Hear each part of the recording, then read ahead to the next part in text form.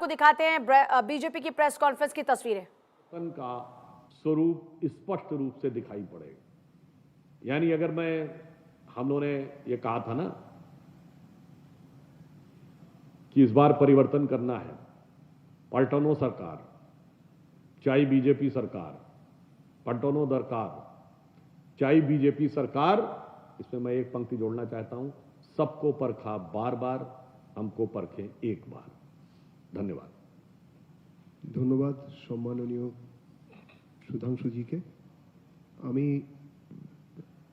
যারা আমাদের সাংবাদিক বন্ধুরা এসেছেন তাদের মধ্যে থেকে হাত তুলবেন, আপনাদের কাছে মাইক্রোফোন চলে যাবে। হাত তুলুন। মমিতা দি নাকি? হ্যাঁ, মমিতা দিকে সামনে।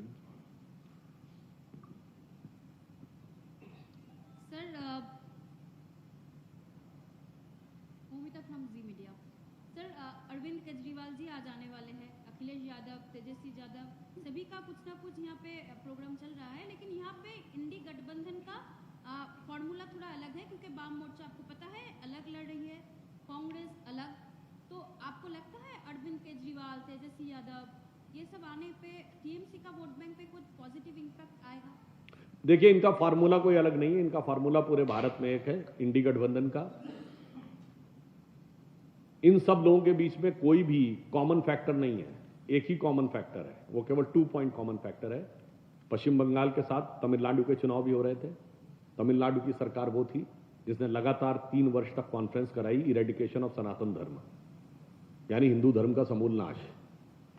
तो इनका केवल एक कॉमन फैक्टर है कि ये लोग सनातन धर्म विध्वंसक और घुसपैठिया संरक्षक हैं। केवल इस 2 पॉइंट पे सब लोग एक हैं, बाकी सब आपस में लड़ते रहते हैं। जब लोकसभा का चुनाव होता है तो एक हो जाते हैं, विधानसभा चुनाव में लड़ने लगते हैं। मतलब तृणमूल कांग्रेस और जो लेफ्ट पार्टीज हैं, अधीर रंजन चौधरी कांग्रेस के पश्चिम बंगाल के अध्यक्ष कहते हैं there is no democracy in West Bengal under Mamata rule.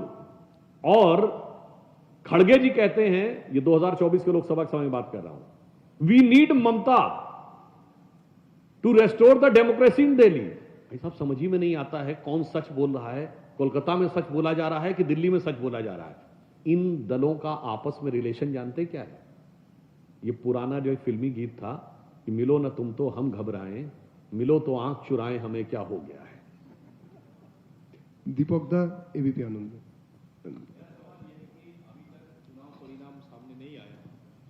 सिर्फ एक चरण का चुनाव हुआ है, जहां जहां चुनाव हुआ। और देखिए, बीजेपी की ओर से लगातार ये दावा किया जा रहा है कि इस बार ममता की सरकार जाएगी, बीजेपी की सरकार आएगी।